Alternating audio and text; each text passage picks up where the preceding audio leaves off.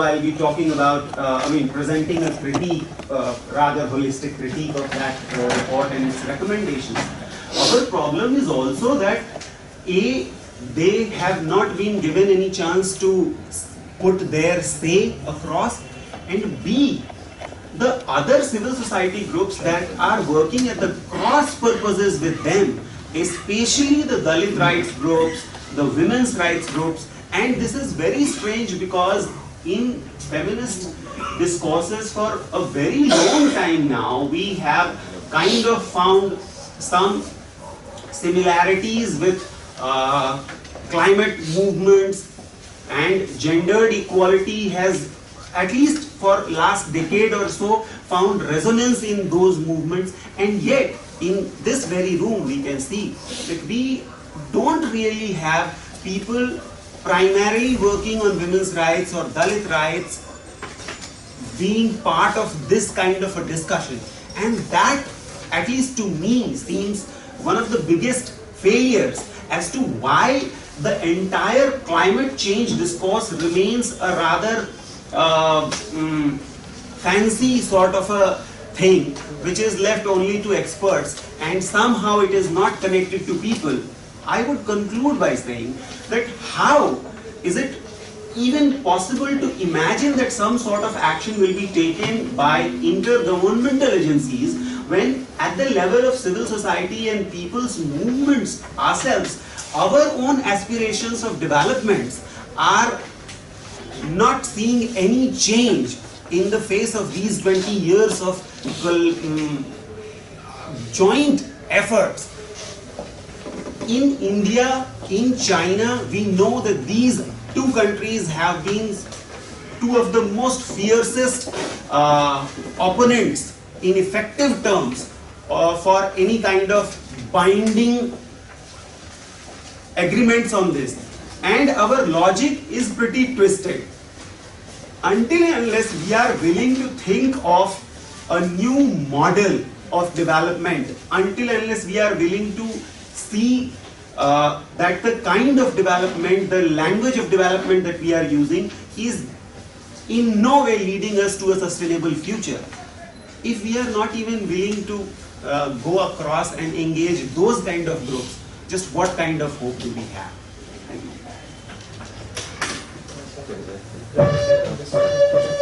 Okay, can you collect?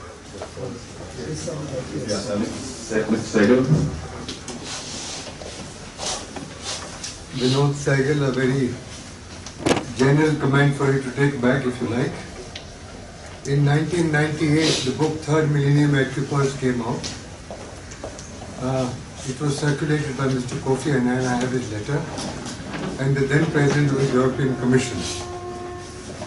It categorically states that hereafter, I'm talking of 1998, no global protocols will hold or will sustain unless the three first principles that were mentioned in the book are adapted in principle by the UN General Assembly.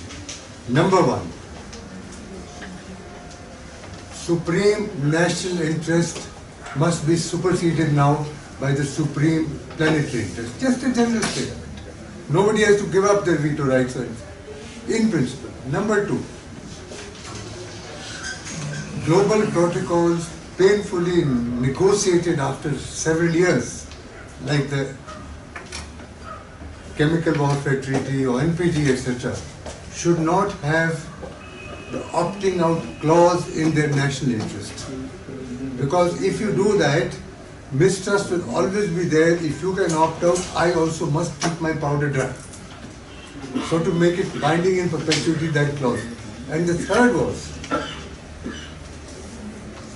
that, and I'm giving an example. For example, 1972 ABM treaty just between two of the superpowers, Russia and the US, it held for how many years? When George W. Bush came on the scene, it was the anchor of global stability.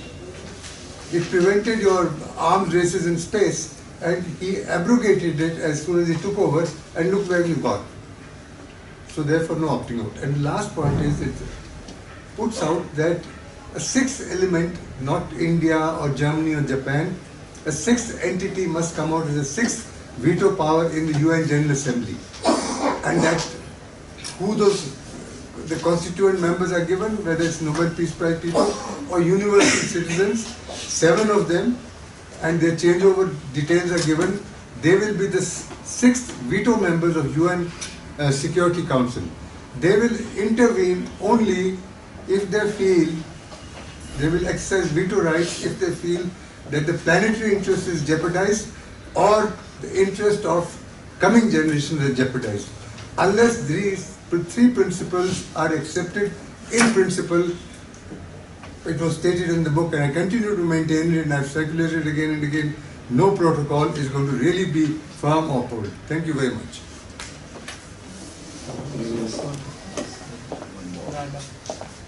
Okay, maybe yeah, let's take one more and then we hear the panelists.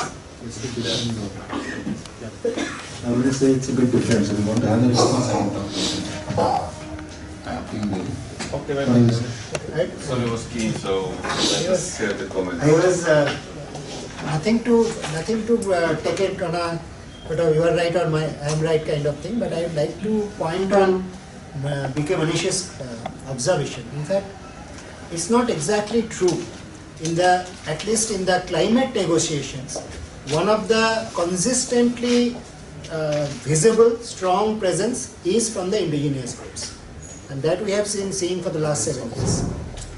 Indigenous and women's group. Indigenous women's group, but since you mentioned Adivashi, I said indigenous groups. Adivasis are not indigenous. Just for So that's, see, even what you call, see, in the context of India, you very few Adivashi groups go, but even there, I have seen at least, even I have also seen a couple of groups which say they are Adivashi groups taking part in the climate negotiation.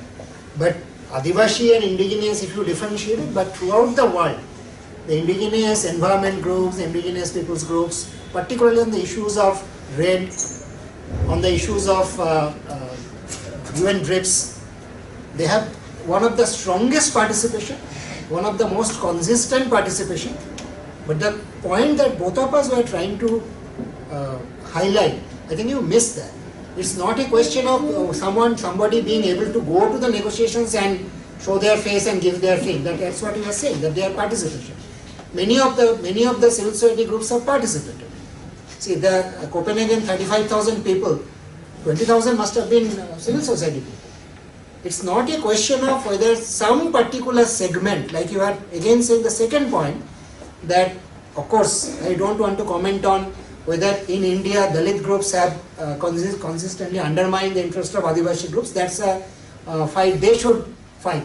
But there is a danger in that kind of thing. In fact, the third point that you said, if we cannot come together, your second point actually contradicts that. If you are saying that they have not done and we have not done, that is stopping this coming to one platform or one understanding. At least, I'm not talking about all kinds of issues, but at least on the climate negotiation front, we have seen over the last 5 years at least, globally, I'm not talking particularly about India, globally, lot of diverse groups came together on common platforms. That's how CJN was formed, this Climate Justice Now was formed. That's how the Demand Climate Justice Group was formed.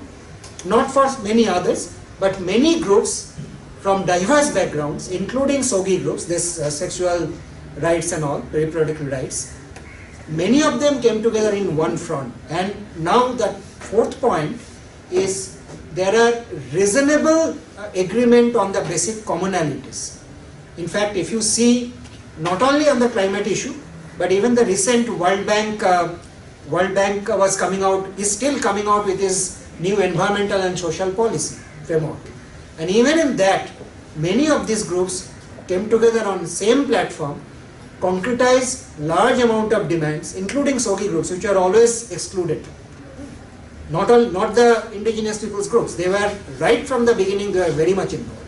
In fact, we felt, I think you have all of us, whoever has gone to any climate negotiations, not only the year-end climate summits, but also in the intersession, one of the strongest presence was always from the indigenous peoples groups, and not one, many.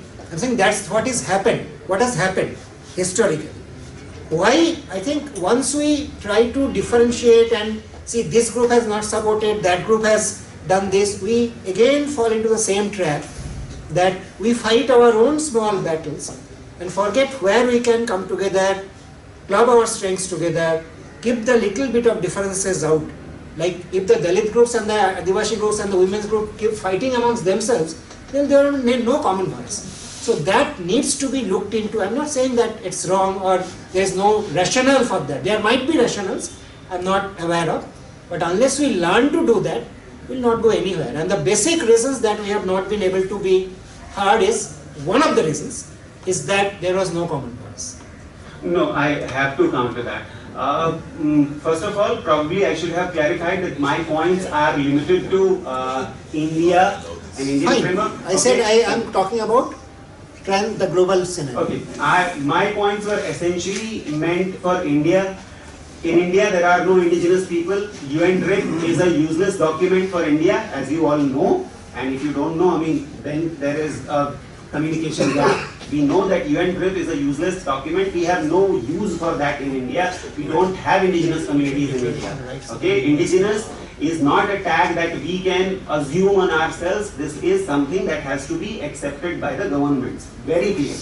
Second, what I am trying to suggest is not that there needs to be a fight. What I am trying to say that until and unless we are willing to come together and realize that there are cross purposes, what we preach, what we fight for is at cross purposes, and there is a need for finding a common ground. When even this need is not recognized, how do we expect that in a country we have some consensus on climate change? We cannot brush it under the carpet. I am also not getting into whether and what kind of differences these groups have.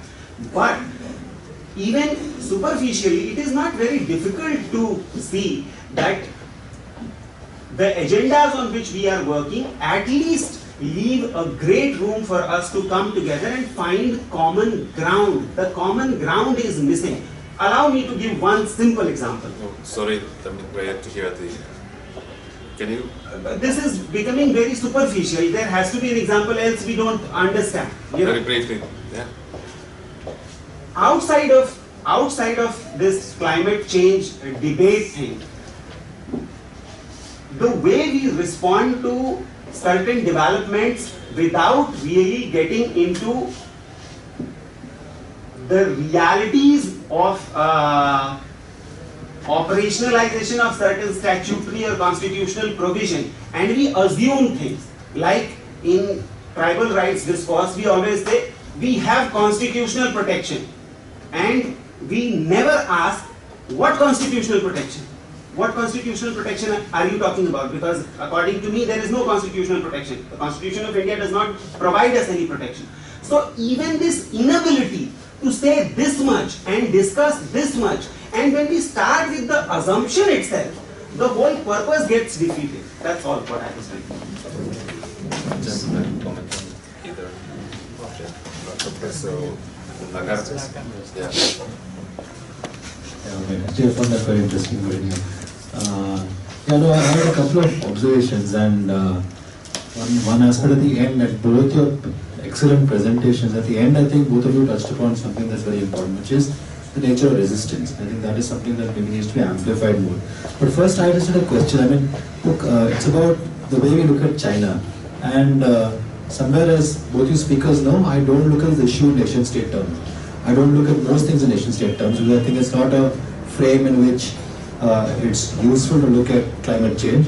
And that's why I've said for a long time, and some of us have said for a long time, not the only one, that all these talks will fail, because they're set in a frame that is not meant to tackle the core of the problem, right? But having said that, there's this point about CBDR as a principle having been jettisoned in the last 3 or 4 years. But my question to you is that actually what would be a problem if China were to be brought into this, into the negotiation? The point about China is not with them being brought in and being made to commit. The point is that the commitments are far too weak.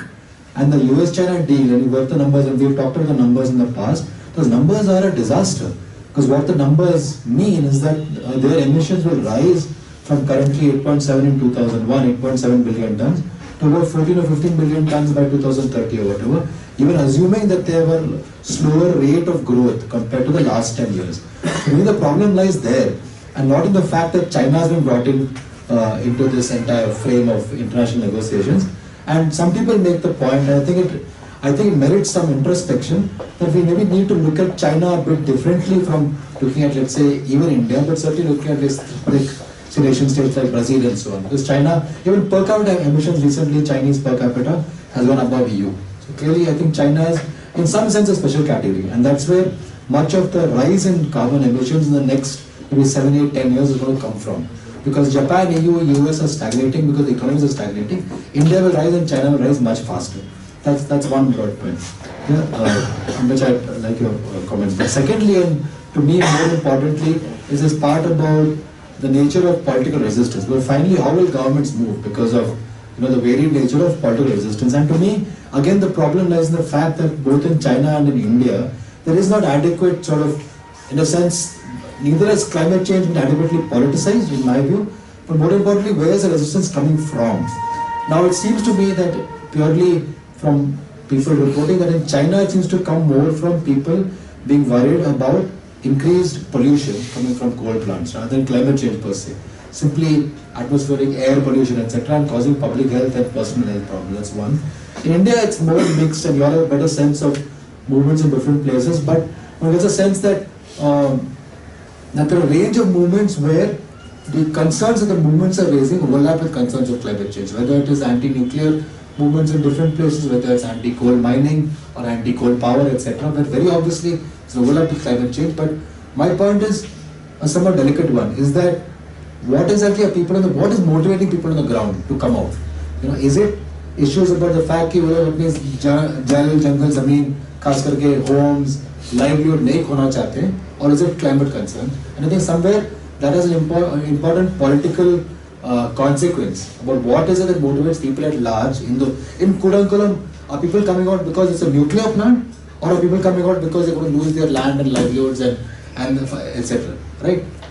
Or in other places, let's say. All right, and that's pretty important as one. So in a sense, should we then distinguish between varied kind of movements and distinguish, let's say, between movements taking place against the Keystone project with movements taking place, say, against an anti-coal mining plant in some part of India, because the motivations will be different. And in a sense, clubbing these movements together would be I think to some degree, a political mistake, because one might be, in a sense, reading too much into certain kinds of movements or misreading, let's say. Which is not to say that these movements are not important. Obviously, we support them and they are crucial. But my concern as a climate activist is what motivates people on the ground. And then let's look at, I think, at key areas, key movements, and then try to distinguish and then see what actually can be brought together and what cannot. So if you could spell that out, I think, in very well, that might be, I think, useful.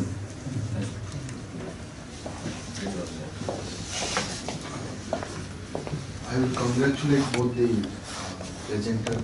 They brought out the perspective in an excellent manner.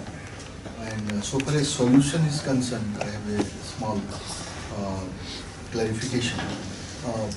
If we see all the facts and figures and the analysis in which we are engaged in for last 3-4 hours, the gist is it is largely the industries, and there are polluters. Let it be in developed countries, let it be in developing countries, or let it be in least developed countries. So, in polluters pay principle, those who are polluting, like I have heard listening many arguments that the industrialists of developing nations like India and China and others are hiding behind the poorest of the poor faces. Those while negotiating on per capita term, the developed nations say that the industrialists of your nations are trying to hide themselves behind the faces of the poor. And the historical responsibility is certainly an issue not to be forgotten.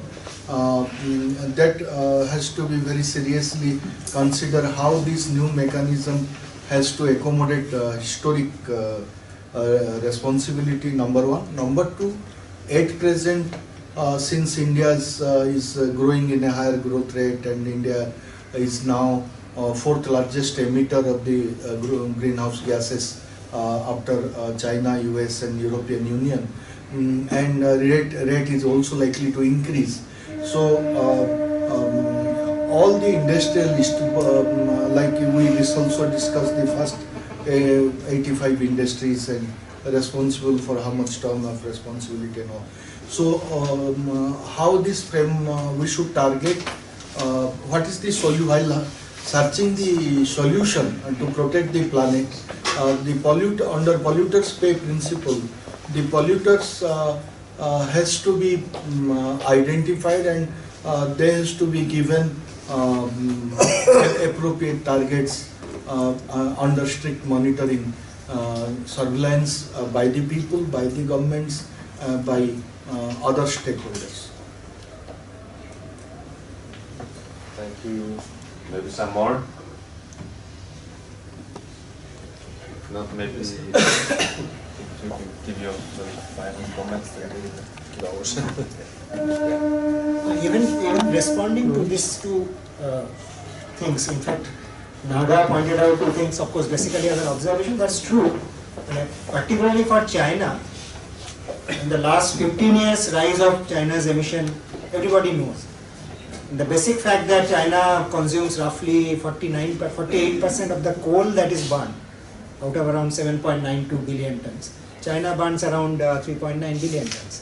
So there is no question that China needs to come into the major polluters category, and China needs to be seen very differently from India. In fact, one point that the Indian government raised before Lima COP, which has some rationale, because if you remember, this was, I think, a statement by Prakash Javadekar, the new environment minister, saying that India and China, particularly in climate or climate pollution terms, cannot be seen together. Because I'll refer to this per capita business, because a lot of people have misused this. But there is a very clear, valid argument on that. India's per capita emission as of now, as of end of 2014, is around 2 tons of carbon dioxide, whereas China's is close to 9.2, something like that. So obviously you cannot club them together, because the other point that we do not raise is, if you keep comparing one country with another, and all of us, I think, has raised in many fora that this cannot be solved, the climate crisis at least, and several other crises, cannot be solved in a nation-state framework. Like the point you said, the rich of a country hiding behind the poor of the same country. So it cannot be solved in that, if you remain within the nation-state framework. There are better frameworks in the, not ideal, but there are better frameworks even in the climate discussion.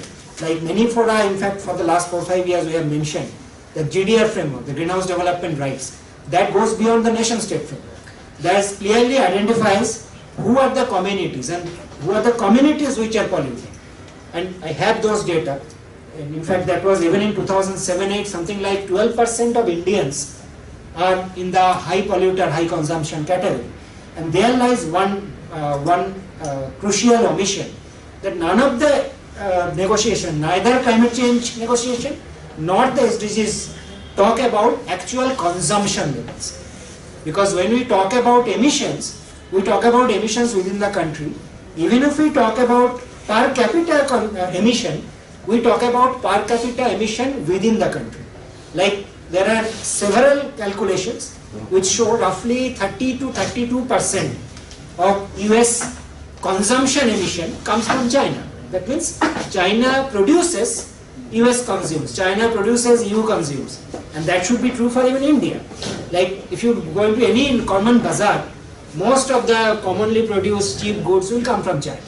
So a lot of emission from China will actually be for consumption in other countries. But if you reject this per capita business, per capita emission and per capita consumption, I am not talking only about emission, but consumption, then you don't have a reasonable handle to go into any kind of equity. Because the nation part, country-wise, how can you compare a country of 1.36 billion, which is China, or a total emission, the gross emission of a country like India was 1.26 billion, with a country like Finland which is 5.5 million. That cannot be compared. If you compare countries' emission, that's not fair. If you say Finland's emission is very low compared to India, but India has 1.26 billion people, Finland has 5.5 million people, that cannot be compared. So I think per capita has to be seen, and that has to form a reasonable basis. But beyond that, there are a lot of other things like per capita, not only per capita emission, consumption related emission, that has to come in.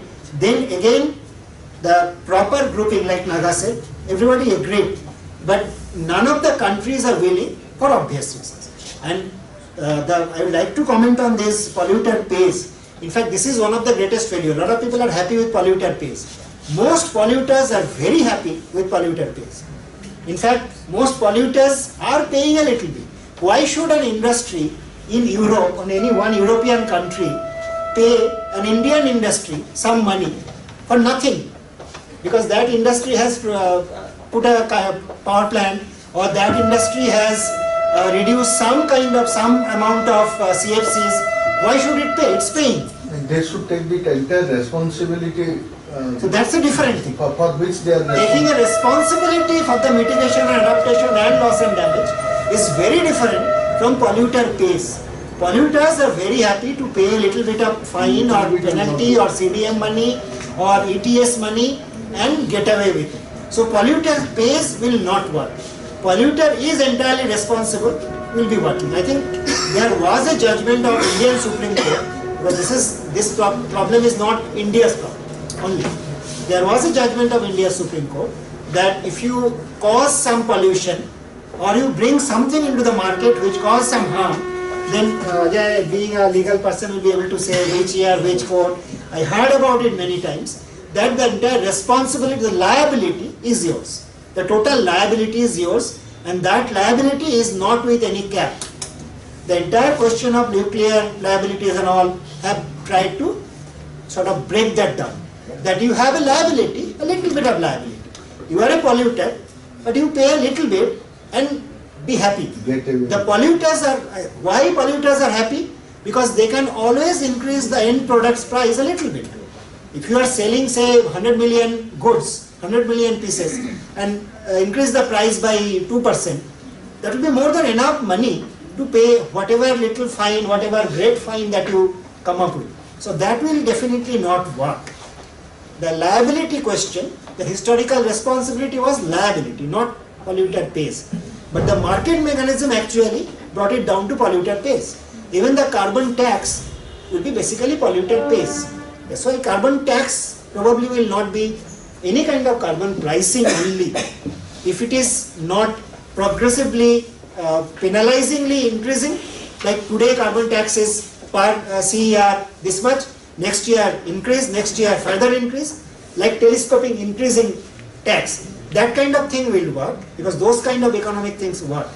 But otherwise paying a little bit of penalty, tax, price, CDM money, they are doing that and they are happy about it. And those are the kind of solutions they are giving. Okay. Just very quickly, can I say Yes, that? yeah. Sorry. Yeah. I completely agree with what you said. I mean, I think as in India especially, I see that climate justice movement would not establish a narrative that will combine all the struggles. I mean, the climate justice movement is not only about floods and droughts. It's about inequality, it's about poverty, it's about so many issues. So we have not been able to set up that kind of narrative which will sort of bring diverse kind of struggles and people within the debate. So one is that. Second is it's not only about corporations and companies. It's a more profound crisis that we are looking at. I mean, Renfrew Clark is an Australian journalist who asked a question: what it is about capitalism that it pursues the strategy that looks like certain to bring its demise? We don't have an answer. But now Chomsky has an answer. He says that the moral calculus of capitalism is that greater benefit in the next quarter outweighs the future of your grandchildren. So this is the issue. I mean, if you have to really solve this problem, oil companies will have to forego 4/5 of their profit, which is approximately equal to today's value, $20 trillion. Do you think that is possible? Whether they'll be able, they can forego that kind of profit. So the solutions will have to look from a different angle.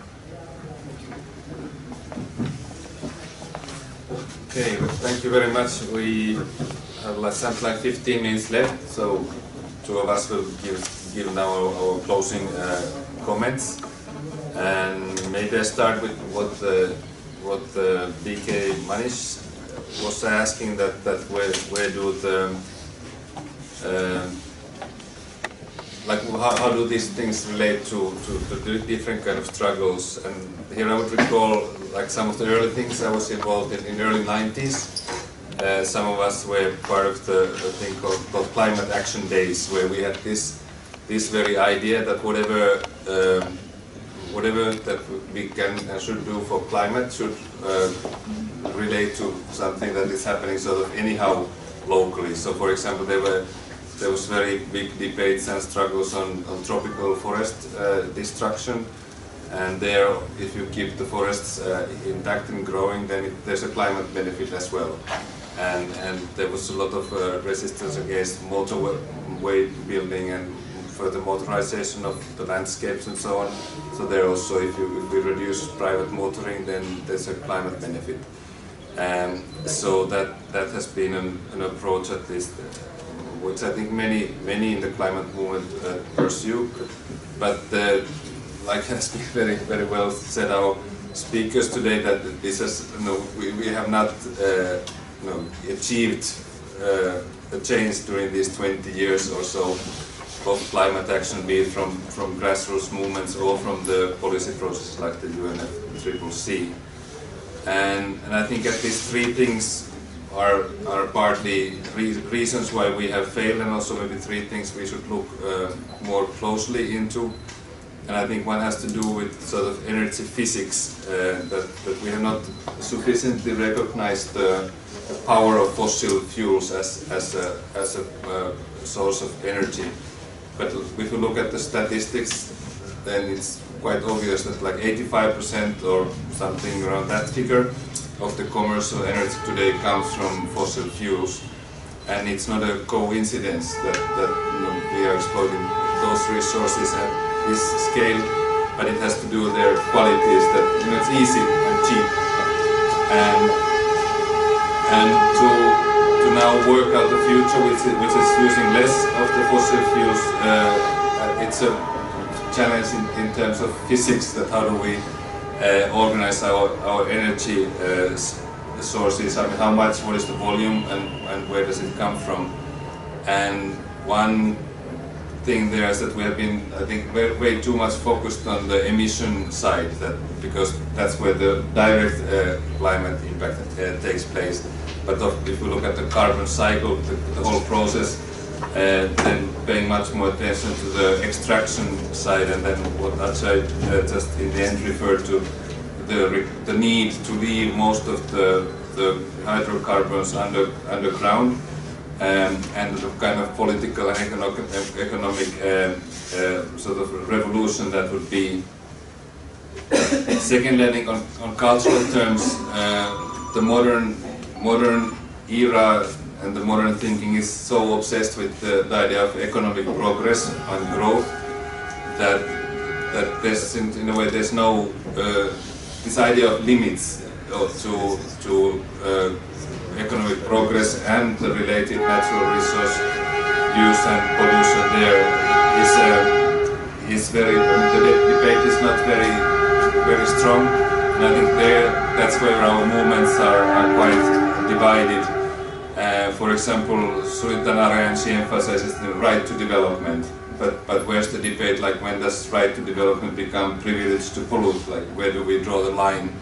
And I think that debate is very necessary, and there distinguishing between needs and wants would be an important category, and the idea of sufficiency that I think all of us, and it's easy universally say that yes, people should have enough food and basic amenities, and then for that environmental impact is there, but then beyond that it should be questioned and then at some point I think criminalized. But at the moment we still admire the superstars, the sport heroes, the movie stars who have amassed much money, spend it lavishly.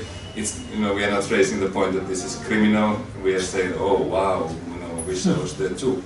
So this kind of cultural revolution, I think, needs to take place.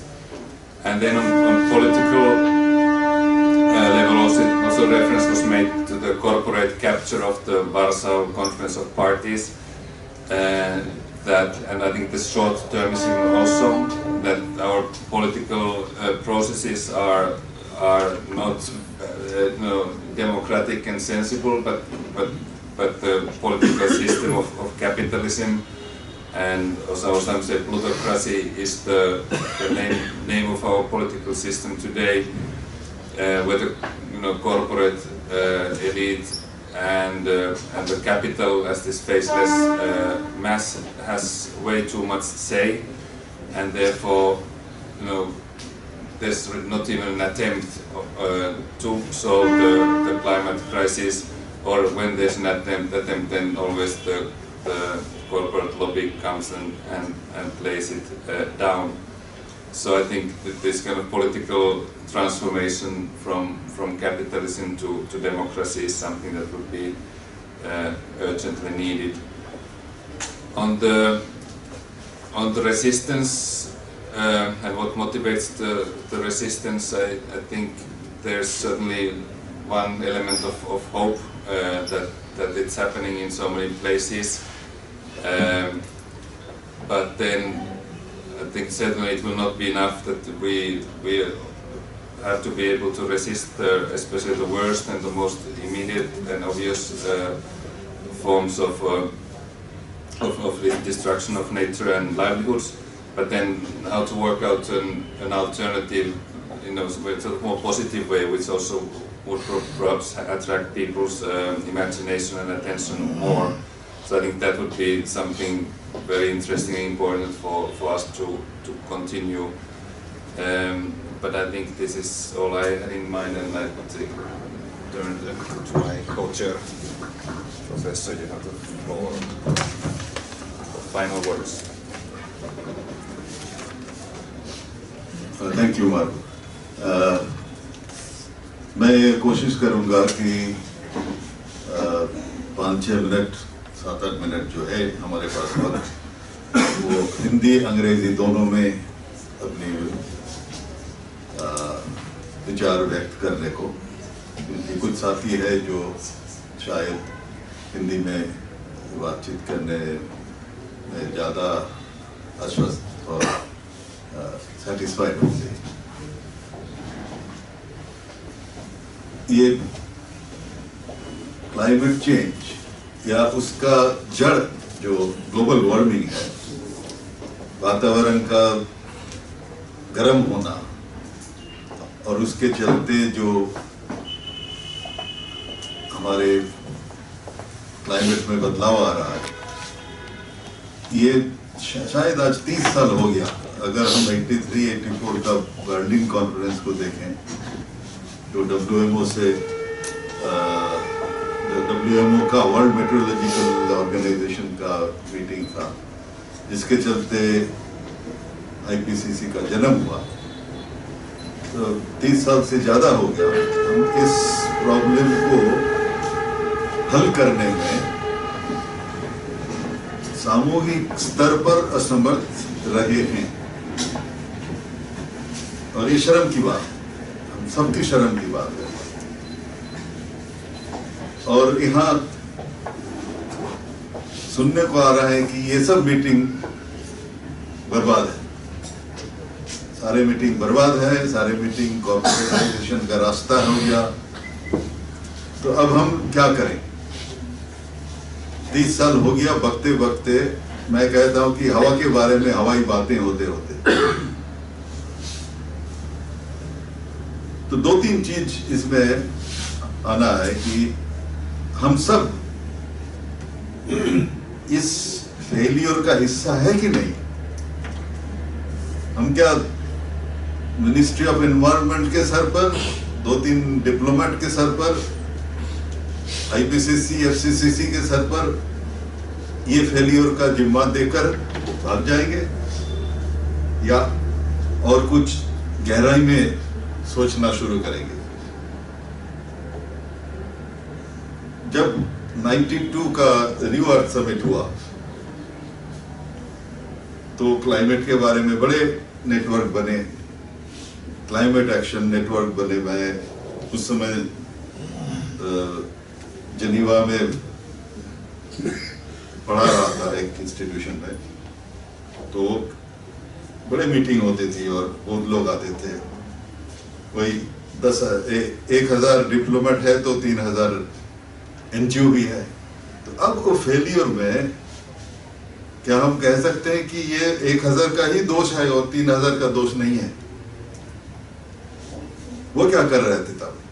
अगर कुछ नहीं हो रहा था, हाथ से उनका सब कुछ निकल जा रहा था, तो उसके बारे में हल्ला क्यों नहीं हो रहा है? ये खासकर कुछ एनजीओ तो उस प्रोसेस में घुस जाने के लिए भी उत्सुक है कि चलो बड़े बड़े नाम होगा, बड़े बड़े घूमते सारे। कुछ एनजीओ तो थर्ड वर्ल्ड के जो जाते हैं वो एक जगह जाते हैं, सूटकेस बदलते हैं, अगला फ्लाइट, फिर इतने बिजी है मीटिंग में कि अपने देश, अपने जनता, अपने इश्यूज को सोचने के, डिस्कस करने के कोई उनका टाइम नहीं है। बस मीटिंग में ही जाते हैं और वहां जो कहा जाता है उसको यहाँ कहते हैं, यहाँ के बात वहां नहीं ले जा पाते। तो इसलिए ये प्रोसेस में हम पार्टिसिपेट करेंगे कि नहीं, ये बहुत बड़ा सवाल है। अगर जीरो सम है, अगर बकवास है, अगर इसमें कोई दम नहीं है, तो सारे इंसानियत के ये जिम्मा है कि दूसरा रास्ता ढूंढे। दूसरा रास्ता ढूंढने में जो भी करना है वो जड़ में जाना है। बिना जड़ में जाए हुए रास्ता नहीं मिल सकता है, हवाई जहाज से रास्ता नहीं मिलेगा। तो इसमें जो सबसे बड़ी बात है कि हम कॉरपोरेट को कह देते हैं कि वो मैनिपुलेट कर रहा है, लेकिन कॉरपोरेट का जो प्रोडक्ट है, बड़े बड़े कॉरपोरेशन से आकर वो आज बड़े बड़े जो हमारे मॉल्स हैं उसमें जो बिक रहा है, उसमें तो लोग क्या रहे हैं। तो हम कंजम्पशन पैटर्न, आम जनता की इच्छा, आम जनता के कंजम्पशन का इच्छा, इसको जब तक न बदलेंगे, कॉरपोरेट को दोष देकर ज्यादा हम आगे बढ़ नहीं सकते हैं। तो एक कंजम्पशन रेवोल्यूशन में भी हमें जाना है। बिना कंजम्पशन रेवोल्यूशन में गए हुए हर इंसान को देखना है हम कितना CO2 आज पैदा किए हैं। तो ये बहुत चैलेंजिंग सिचुएशन है ह्यूमन हिस्ट्री में कि इस ग्लोबल कंट्रोल प्रोसेस को, जो कार्बन डाइऑक्साइड और एलाइड गैसेस है उसको कंट्रोल करने का अब तक जो नेगेटिव रिजल्ट आया, और चाइना और USA का जो एग्रीमेंट है उसमें और भयंकर एक स्थिति जो पैदा हो गई है, ये सब लेकर हम अपने देश में कोई प्रेशर नहीं दे पा रहे हैं। अपने सरकार को, ये सरकार तो आई है हाई ग्रोथ रेट पर अपना प्रोपागेंडा लेके, और 80% पार्लियामेंट सीट उनके पास चला गया। तो ये सब हम जब तक नहीं देखेंगे हम घूमते फिरते रहेंगे, आज इधर कल उधर और दोष देते रहेंगे, लेकिन हर दोष सिर्फ नेगोशिएटर का नहीं होता है। नेगोशिएटर के पीछे क्या दम है, नेगोशिएटर अगर अच्छा कुछ बोलना चाहता है तो नेगोशिएटर तो अपने आप बैठा नहीं है, वहां तो सरकारी पोजीशन पे बैठा है। उस सरकार के पीछे क्या प्रेशर है? हमारे सरकार जब जाएगी वो तो कहेगा हम तो विकास के बल पर हम आए हैं, हम विकास को कैसे छोड़ सकते हैं? तो ये विकास का सवाल है और विकास के साथ जुड़ा हुआ एनर्जी का सवाल है। इंडियन प्लानिंग का जो नया दौर आ रहा है उसमें हम हर मौके में अगर कार्बन डाइऑक्साइड के बारे में चेतावनी न दे दे, अपना एनिमी को सिर्फ बाहरी दुनिया के मीटिंग्स में ही लोकेट करें और हमारा देश में सब कुछ छोड़ दे, कंजम्पशन पैटर्न एकदम हर इंसान को 4-4 गाड़ी मिले, हर इंसान को खूब सारा कंजम्पशन मिले, मॉल में जाए और खरीदे, तब तक ये फार्स होता रहेगा। ये कंजम्पशन रेवोल्यूशन का मामला है और पूरा सारे ह्यूमन कम्युनिटी का इकट्ठा ये मामले को निपटना है। एक टाइम बहुत कम है, इसमें बहुत बातचीत किया जा सकता है। एक चीज मैं कहता हूं कि क्लाइमेटिक एक्सट्रीम इवेंट्स को एडवर्टाइजमेंट के रूप में बिका जाता है, लेकिन क्लाइमेटिक एक्सट्रीम इवेंट्स अभी तक क्लाइमेट चेंज के साथ डायरेक्ट लिंक पाया नहीं गया। ग्लोबल वार्मिंग के साथ डायरेक्ट लिंक हो सकता है। ग्लोबल वार्मिंग होगा तो बर्फ पिघलेगा, ये बच्चा भी जानता है,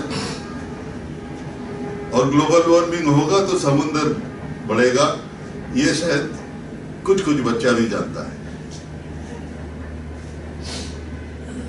अगर समुद्र बढ़ेगा तो जमीन को डुबाएगा, लेकिन तो जो एक्सट्रीम इवेंट्स के बारे में हम कहते हैं वो अभी तक इसका डायरेक्ट लिंक नहीं हुआ, लेकिन वो जो क्रीपिंग इम्पैक्ट है क्लाइमेट चेंज का, हवाई बदल, अभी यहाँ ठंडा है, अब कलकत्ता जाके देखिए वहां एकदम पंखा चलाने का, एसी चलाने का मौका है। इसमें जो एग्रीकल्चरल डैमेज होएगा और कुछ जगह में एग्रीकल्चरल एडवांटेज होगा, जैसे साइबेरिया में अगर 4 डिग्री बढ़ गया तो मालामाल हो जाएंगे वहां एग्रीकल्चर में। हमारे यहाँ ये creeping effect of climate change अभी तक हम लोग नजर अंदाज किए हुए हैं, उसको देखना पड़ेगा। मैं सोचता हूं कि इसके बारे में बहुत विस्तार से सामूहिक स्तर पर बातचीत होनी चाहिए और ऐसा मीटिंग्स और भी होनी चाहिए सारे देश में। लेकिन हम सिर्फ विदेशियों को, हाँ ठीक है, हिस्टोरिकल रिस्पॉन्सिबिलिटी सही बात है, लेकिन कियोटो में अमेरिका बच गया इसीलिए कि वो फ्यूचर रिस्पॉन्सिबिलिटी को भी खींच के लाया। कि हमारा हिस्टोरिकल रिस्पॉन्सिबिलिटी अमेरिका डिनाई नहीं किया, लेकिन वो फ्यूचर रिस्पॉन्सिबिलिटी खासकर चीन और भारत का वो खींच के लाके बोला कि ये लोग जब तक टेंटेटिव एग्रीमेंट में नहीं आएंगे अमेरिका इसको नहीं मानेगा कियोटो प्रोटोकॉल। और कियोटो प्रोटोकॉल का फेलियर तब से शुरू हुआ है और अमेरिकन डिप्लोमेसी धीरे धीरे कियोटो प्रोटोकॉल का जड़ काट दिया। तो उस हिस्टोरिकल रिस्पॉन्सिबिलिटी के जगह आज हम यूएस चाइना एग्रीमेंट में पहुंच गए। ये मामला डिप्लोमेटिकली बहुत गड़बड़ की है और इंडियन डिप्लोमेसी का ये मैं सोचता हूं कि मेजर फेलियर है कि चाइना को पकड़ नहीं पाया और चाइना वहां चला गया और हमें अकेला यहाँ एक अपना लड़ाई जीने का है। ये हमारे डिप्लोमेसी का भी एक क्रिटिसिज्म होनी चाहिए क्लाइमेट चेंज के जरिए। ये कमरा को अब 2-3 मिनट के अंदर ही छोड़ना पड़ेगा, इसीलिए मैं अपना थोड़ा सा जो बोलना था और भी बहुत कुछ बोलने का है। इम्पैक्ट के बारे में बहुत तगड़ा इम्पैक्ट होने वाला है हमारे देश में, लेकिन और कोई फ्यूचर अपॉर्चुनिटीज में ये कहना मैं चाहूँगा। अभी के लिए मैं यही समाप्त करता हूँ। धन्यवाद। आप सभी का मैं ज़्यादा वक्त नहीं लूँगा, बस पकौड़े आप लोगों के लिए नीचे चाय गरम है, आप पकौड़े ठंडे हो रहे हैं तो मैं जल्दी चाय गरम है और पकौड़े ठंडे हो रहे हैं, तो आप सभी को मैं आमंत्रित करता हूँ और धन्यवाद देता हूँ कि आप इस गंभीर चर्चा में हिस्सा लें। और इसके साथ साथ इंडिया इंटरनेशनल सेक्टर में कॉन्फ्रेंस नंबर 6 आपको उसका इन्विटेशन मिला है, तो असीम श्रीवास्तव जी, प्रोफेसर सव्यसाची जी, श्री मनीष जी और भी कई इंटेलेक्चुअल एक्टिविस्ट अपनी बात रखने वाले हैं कल अल्टरनेटिव्स पे कि क्या चीज़ हम सीख सकते हैं, लीगल फ्रेमवर्क्स क्या होंगे, तो आप सभी को मैं कल के लिए आमंत्रित करता हूँ।